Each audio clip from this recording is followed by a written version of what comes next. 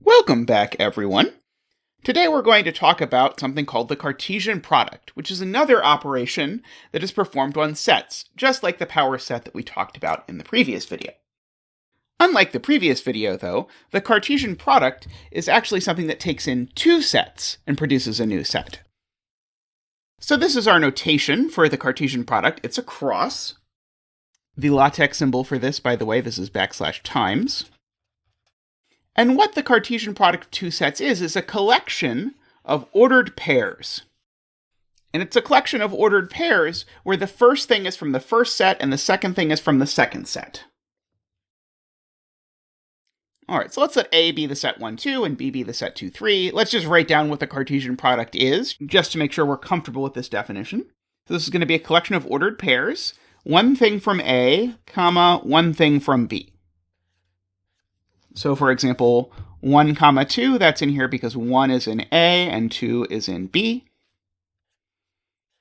So is 1, 3. 1 again is in A, 3 is in B. 2, 2. 2 in fact is in A and B, so I get this 2, 2, and 2, 3. 2 is in A, 3 is in B. But that is all that is in this set. Note, I can't put a 3 in the first slot because 3 is in B, but it's not in A. And so I want to note off the bat that A cross B and B cross A are usually going to be different things. And that's because, as the word ordered suggests, ordered pairs are ordered, which means that little a, little b is a different thing than little b, little a. So for example, 1, 3 is in A cross B, but you can check 1, 3 is not in B cross A because 1 is not in B. Okay, so what's the cardinality of A cross B? How many elements does it have? And so here again, we have to remember what it is exactly that we're counting. And we're really counting the whole units of things that are in A cross B. And so a single ordered pair here is a unit. So this is one thing. This is another thing. And so on. So that is to say that in total, there are 4 things in A cross B. Now, you might wonder, why is this called a Cartesian product? And so this, as it happens, is a multi-part reference to René Descartes. And you have probably heard of René Descartes in at least one other context, which is that you've talked before about the Cartesian plane. And what's the Cartesian plane?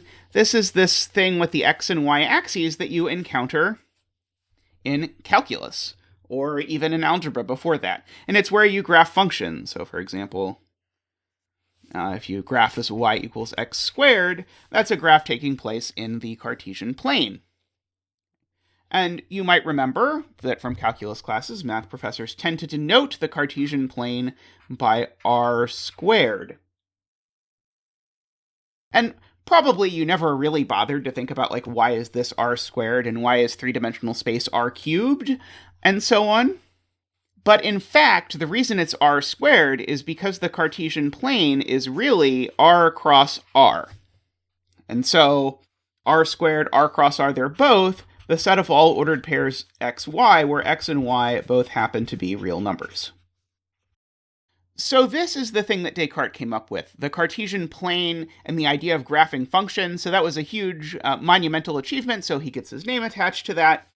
And then we call this a Cartesian product because this is really a generalization of that idea, where instead of the sets necessarily having to be R and R, they can be any sets you want.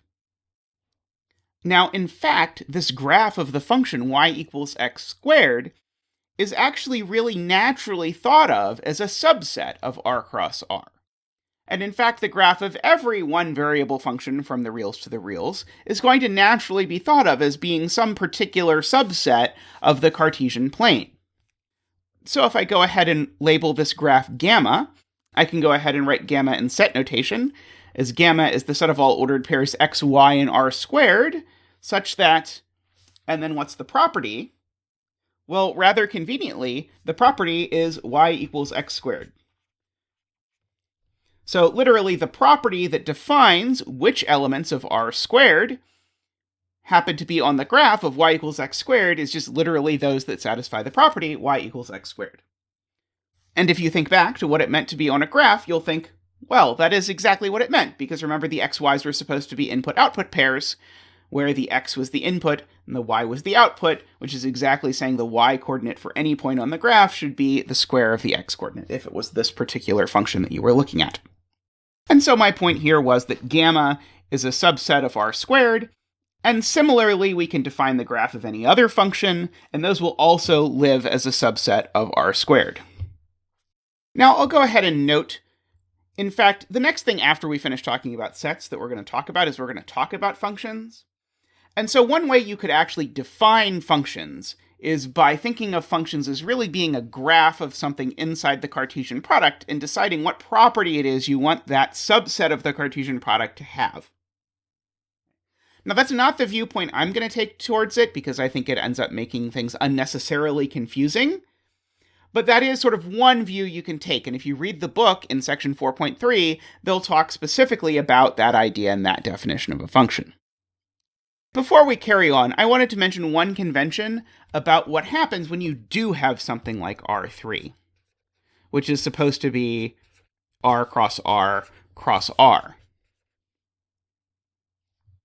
And so, if you were to just guess what is A cross B cross C, you would say, that's the set of triples A, B, C, where A is in A, B is in B, and C is in C. And you would be exactly right. This is what I want A cross B cross C to mean. But if you are inclined to think about things in the most technical sense, which I'll note is exactly what we've been doing in most of this course, you might realize that that's not what A cross B cross C actually is. In fact, actually, from the definition I gave you on the last page, you can't even define what A cross B cross C is without putting parentheses there. And so what do I mean by that? Well, I would need to do something like A cross B cross C, and then this would be the set, and if I followed my definition from last time, this would be the set of A, B, C, where A is in A, B is in B, and C is in C. But if I put the parentheses the other way, it would be the slightly different looking mess of parentheses. And what a mess this is. So in fact, actually, if I interpret things literally, then the Cartesian product, we already said, is not commutative. If you switch A and B, you get different things. This is saying it's not even associative. So maybe when you write R cubed, you're supposed to put parentheses around which of the two R's you're grouping. But this is nonsense, and I'm never going to mention this ever again, because we're just going to pretend we never thought of this, and we're going to agree that A cross B cross C or R cross R, this is just a set of ordered triples instead of a set of ordered pairs. Now, if you're bothered by the fact that my definition that I gave you is not quite formal enough to handle this without basically me making a caveat that, well, I'm going to loosely interpret this definition, there is a technical way to define ordered pairs and ordered triples, which makes it so that actually literally the ordered triple ABC is the same thing as the ordered pair A, the ordered pair B, C, and likewise for this, but that is messy and I'm not going to dive into it. However, the book is fastidious about getting everything correct, and so if you want to read about that, again, that's one of those things that you can read about in the book and see how they really actually fix this little hole in nice formal logic to make it so that you can actually deal with ordered pairs and ordered triples and Cartesian products without succumbing to this mess. Most often, we're going to use the Cartesian product to describe certain subsets of things. And so here I just want to practice using set builder notation in combination with Cartesian products. And so I've written down here 4 sets in our various set notations, each of which is defining a subset of a certain Cartesian product. What I'd like you to do, and again, I'd encourage you to pause the video and think about it before I go over it, is to try and write down just a few elements of each of these sets. Try and make sure you understand what each of these sets is describing.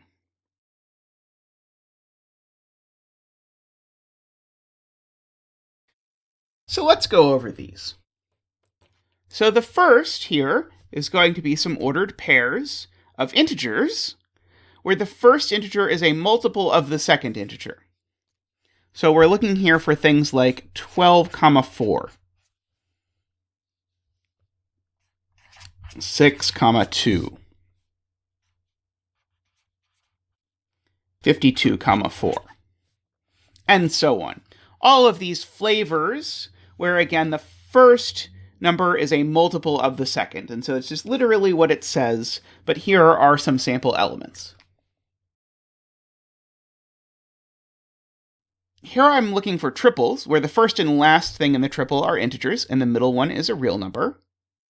And I want the property to be that each is strictly less than the next thing. So x is strictly less than y, and y is strictly less than z.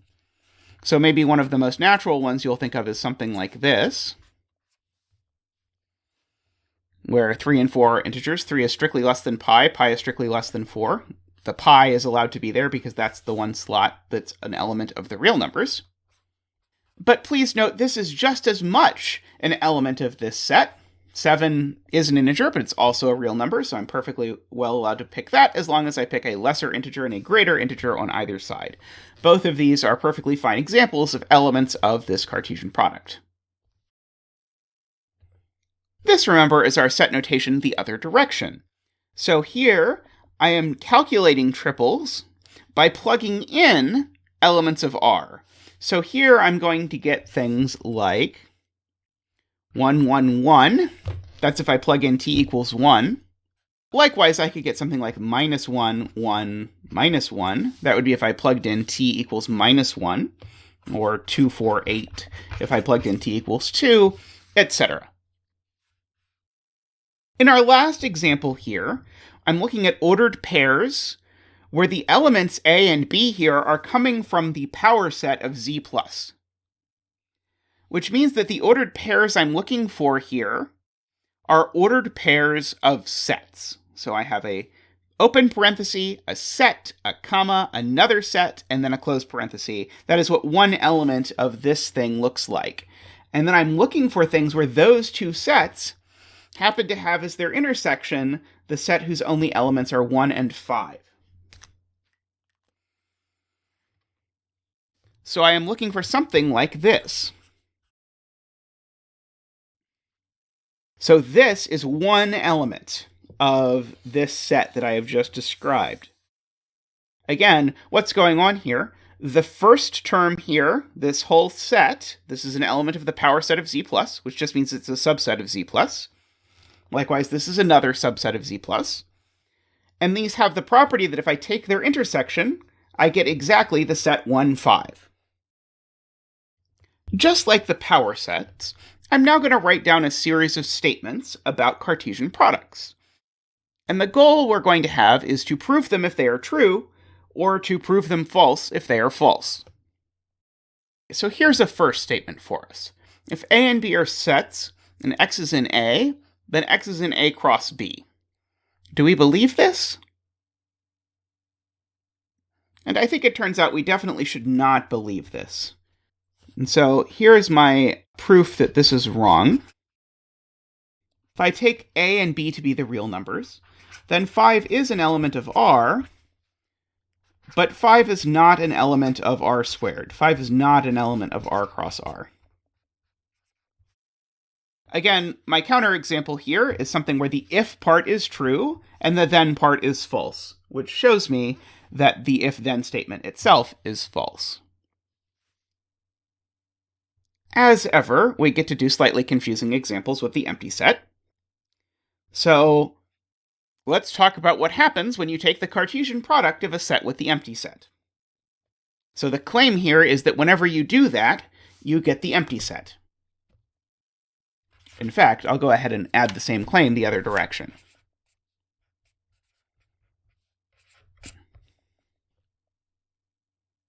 Do you believe that? And this is actually true. Why is it true? Well, let's go back to our definition of the Cartesian product. This is the set of pairs, A, B, where A is in A, and B is in the empty set.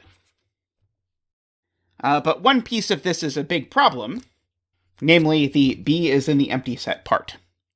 There are no elements in the empty set, which means the second part here is unconditionally false, which means that nothing meets the requirement of being in the set, and so the set is in fact the empty set.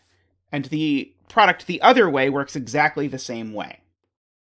Now there's an emotional sense in which maybe this feels different than the empty set itself.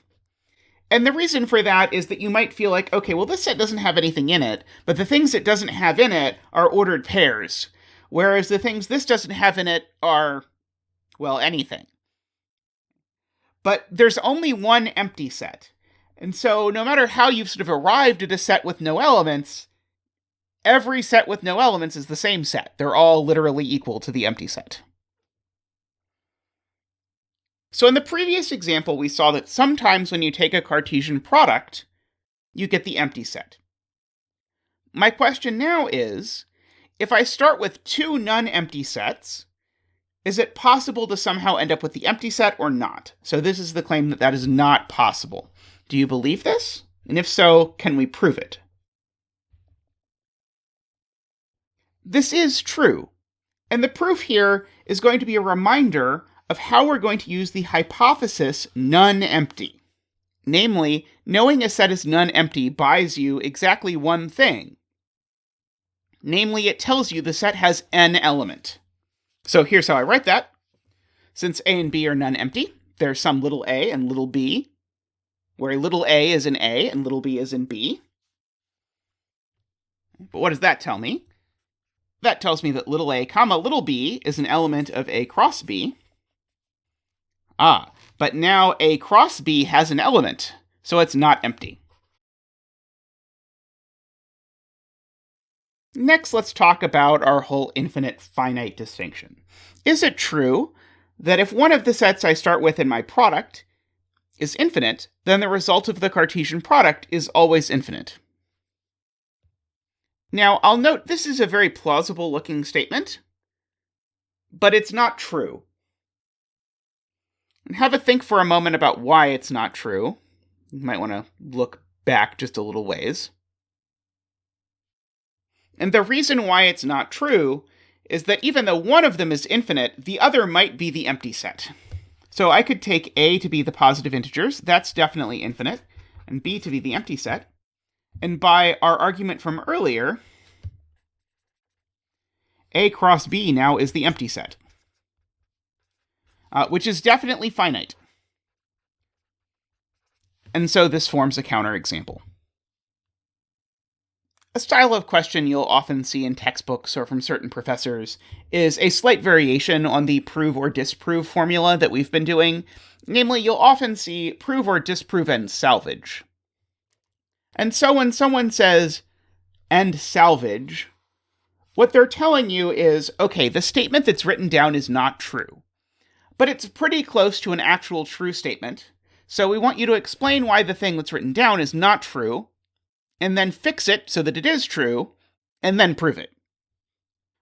One situation where this is especially helpful, for the faculty member, not for you, is that if you forget a hypothesis when you're writing the question, or you forget to exclude the empty set, or some other various niggling thing like that, then you can still sort of put the onus on the students to proofread your test by doing this kind of thing.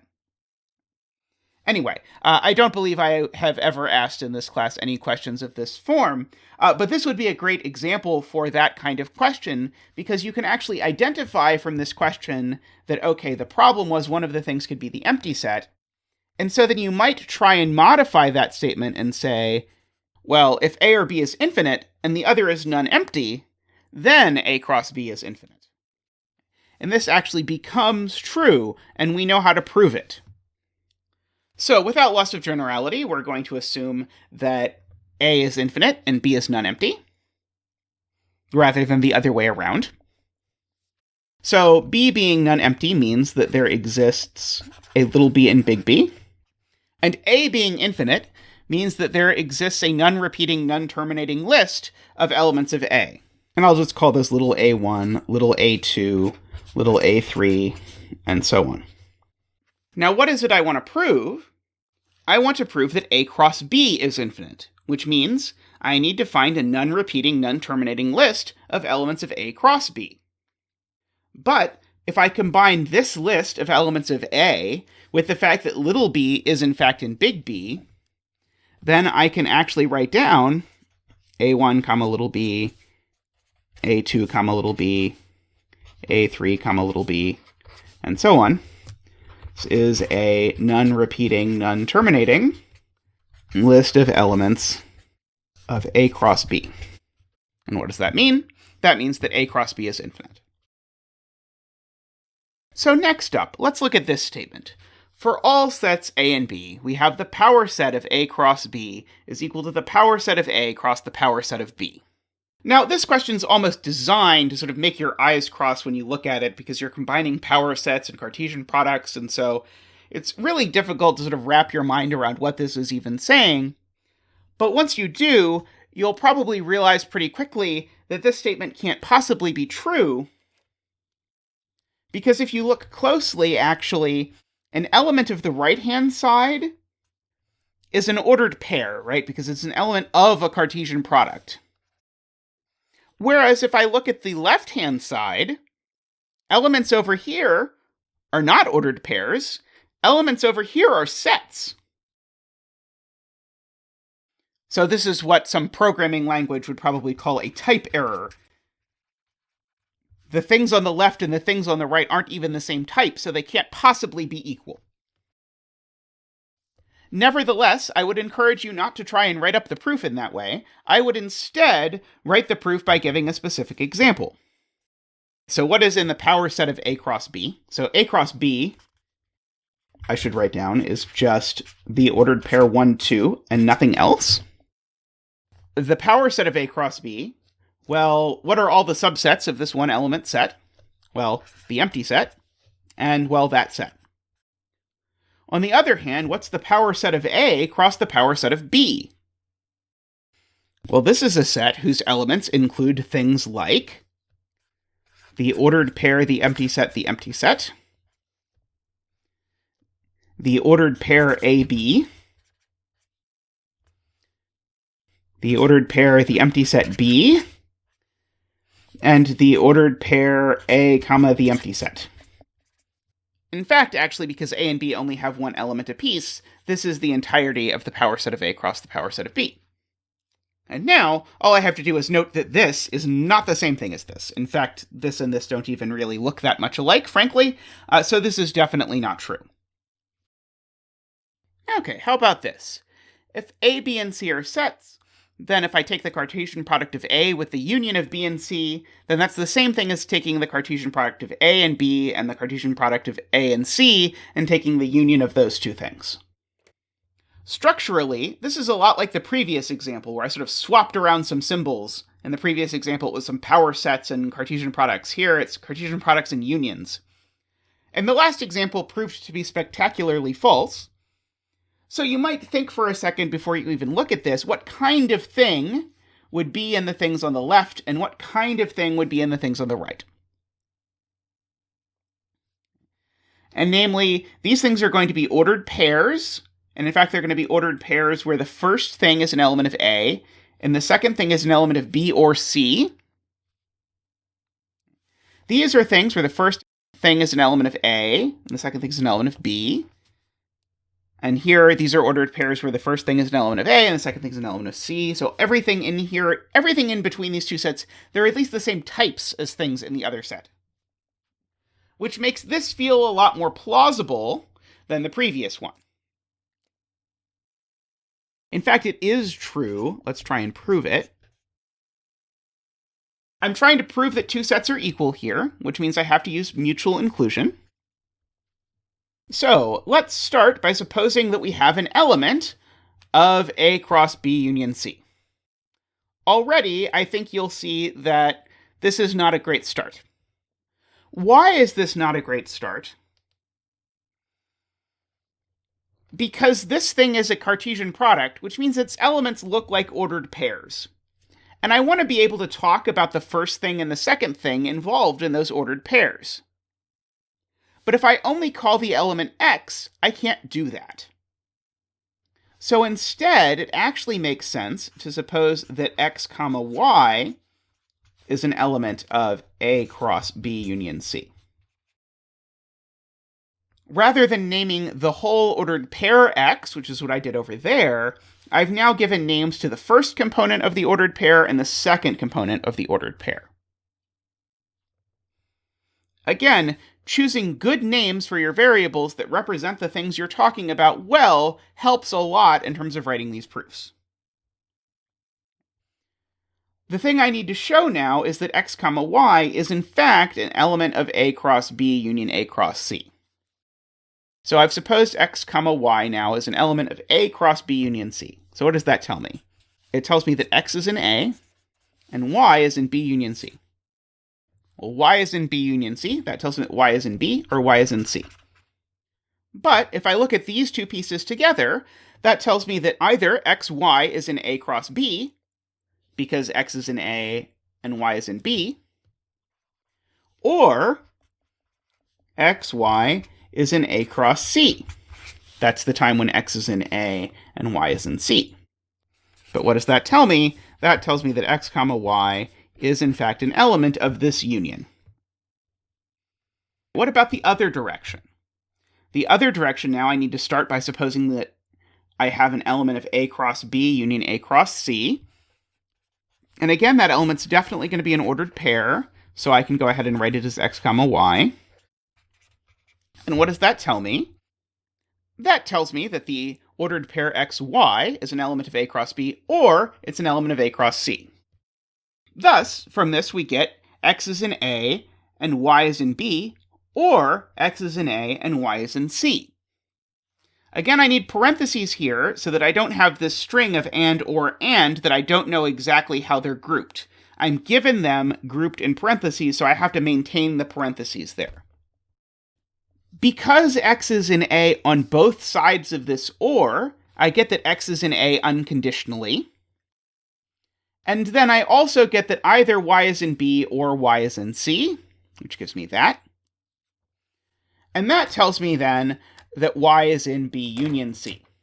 Okay, that, in fact, is the definition of y being in B union C.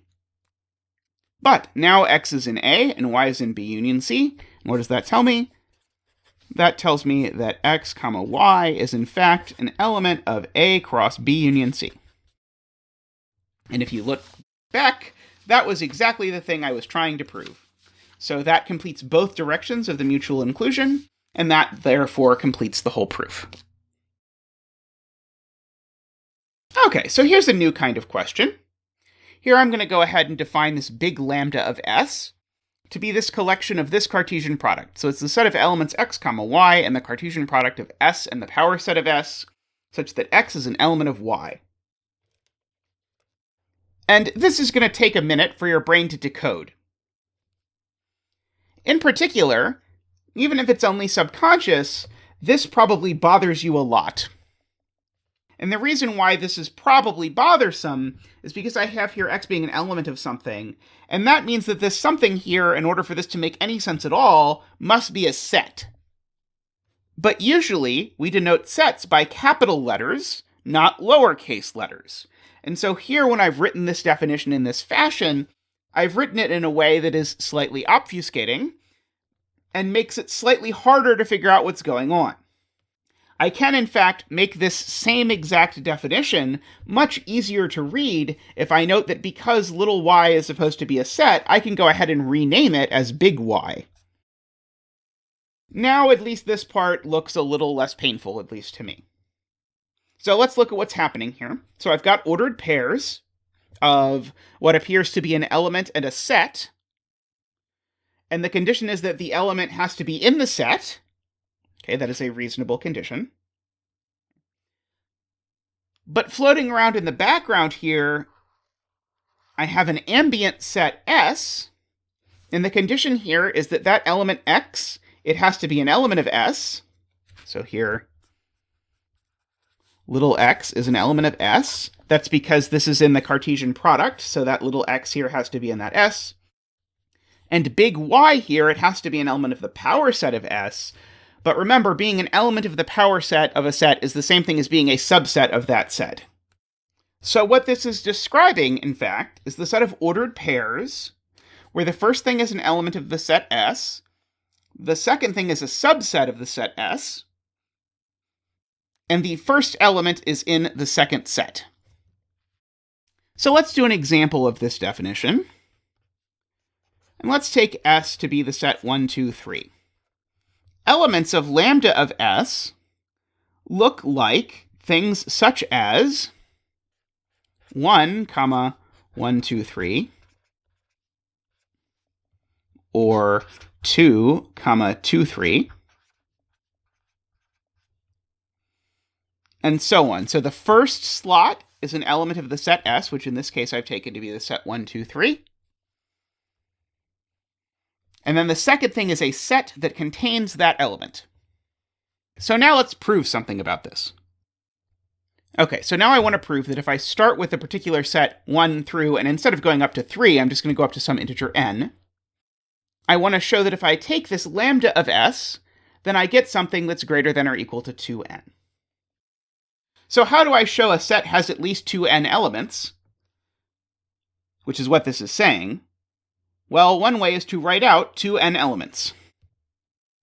So let's suppose, as in the hypothesis, that S is this set of numbers from 1 to n. I want to show that it's possible to write out 2n distinct elements of this thing. And so I want to show you basically two sets of very easy to write down elements. So here I'm taking 1, S, 2, S, 3, S, 4, S, all the way up to n, S. Note all of these are valid. They all definitely meet my requirement that my x is an element of S, so that is x is 1, 2, 3, 4, up to, or n. And my y is in fact a subset of 1, 2, up to n. In fact, it's the subset of the whole thing. And it's definitely the case that 1 is an element of the set of all the numbers from 1 up to n, 2 is an element of the set of all numbers from 1 up to n, and so on. So how many elements is that so far? Well, this is n elements, right? It's just a list of n things. 1, 2, 3, 4, n. But there's a whole other way I could do this, which is to go to sort of the other extreme. Namely, instead of taking the biggest possible subset that contains 1, I could take the smallest possible subset that contains 1. Namely, I could take 1, the set 1, 2, the set 2, 3, the set 3, all the way up to n, the set n. This still meets all the requirements. This thing on the right is still a subset of 1 through n. The thing on the left is still an element of 1 through n. And it's still true that the element is an element of the set. But now, in total, I've actually written down 2n elements. And so because I've written down 2n elements, the size of this set is definitely at least as big as 2n. And that goes ahead and finishes out the proof. Now, I did want to draw attention to one piece of this proof, which is that this hypothesis is here, and you'll note when I wrote this up, I actually called out that hypothesis down here. Why is the n greater than or equal to 2 part necessary? Namely, what happens if n is 1? Well, if n is 1, how long is this first list? Well, it's 1 long. And the first list in that instance consists of the single set 1, S. How long is the second line? Well, the second line consists of the set 1, 1. And so what is it I'm supposed to be proving? I'm supposed to be proving that the size of this set is at least 2 times 1, if n was hypothetically 1, which I've specifically excluded it from being. But if n was 1, I'd be trying to prove that the size of this set was at least 2, and you'd look at this, and at first you'd say, oh, what's the problem? I've shown that it's at least 2 by writing down 2 elements. But note, if n equals 1, these are actually the same element. Why? Because if n is 1, S itself is the set 1, and so both of these are 1, the set 1, just written in slightly different ways. And so if n is 1, this proof falls apart. In fact, if n is 1, you can convince yourself that in fact the size of lambda of s actually is just one element. So this thing literally is not true for n equals 1. So I needed this hypothesis, and that hypothesis showed up in a really sneaky part in my proof, because as long as n is greater than or equal to 2, I know that these two sets aren't equal, because this has n elements and this has 1 element. And as long as n is at least 2, well, then I know n can't be 1. And so when I say I'm writing out 2n elements, I really need to make sure I'm writing out 2n distinct elements. That is, meaning I'm never writing the same element twice. And in order to see that these elements are all actually distinct, we really need to know that n is at least as big as 2. Last note of today. And the last note of today has to do with what happens to the size of the Cartesian product if a and b are finite. And so this is the analog of the theorem from the last video, where we said that the size of the power set of a set with n elements is 2 to the n. Similarly, if a and b are finite sets, the size of the Cartesian product is the size of a times the size of b. If you go back and look at our earlier example, you'll see we did something where a and b happened to both have size 2, in which case it turned out that the Cartesian product had size 4, which is 2 times 2. But in general, this tells you if, for example, the size of a is 3 and the size of b is 4, then the size of the Cartesian product is always going to be 12. I want to give you just a sketch of why this is true, so I'm calling this a proof sketch, not quite a proof. The reason why this isn't quite a proof is that basically it's going to rely on us understanding what multiplication means, and I have through this whole class assumed that multiplication was sort of a thing we knew. But in order for this to really be a proof, I'd have to go back to my sort of axiomatization of multiplication, and I definitely do not want to dig that deep under this. But to do an example where you'll also see what the general thing is that's happening that goes back to why this sort of follows from the second grade definition of multiplication, let's pick A to be our favorite 3-element set. I'll pick triangle, circle, square. Let's take B to be our favorite 4-element set. Let's take diamonds, hearts, spades, which are hard to draw, and clubs. And let's think about what A cross B is. And here's one way to draw A cross B in a table that I think is very useful. So what am I trying to explain? I'm trying to explain why the size of the Cartesian product is 12. And what I see here is there's definitely 12 boxes in this grid that I have laid out. Because this grid I've laid out has one row for every element of A, and one column for every element of B. Which means, yes, there are 3 times 4 boxes in total in this grid. And there's a pretty clear element to draw in each box. Namely, this is going to be the element triangle diamond. This is going to be the element triangle heart. And so on. For example, this would be circle heart. This would be square spade. And so on. And you can imagine in your head that you could do this with any pair of finite sets. For example, any size of A, any size of B. The size of A will tell you the number of rows, the size of B will tell you the number of columns, and then the fact that the size of the Cartesian product is just going to be the number of rows times the number of columns just comes back to our fundamental definition of what it means to multiply two positive integers. Namely, you're really sort of counting the number of dots there are if you have a number of dots per column and a number of columns. All right. Let's wrap up there for today. I'll put some finishing touches on sets in the next video, so I'll do just a few more examples and talk a little bit about some various other kinds of set notation, just to try and make that a little bit more clear. And then after that short video, then we'll leap into functions, which is going to be something we talk about for a long time. But that's all for now. I'll see you next time.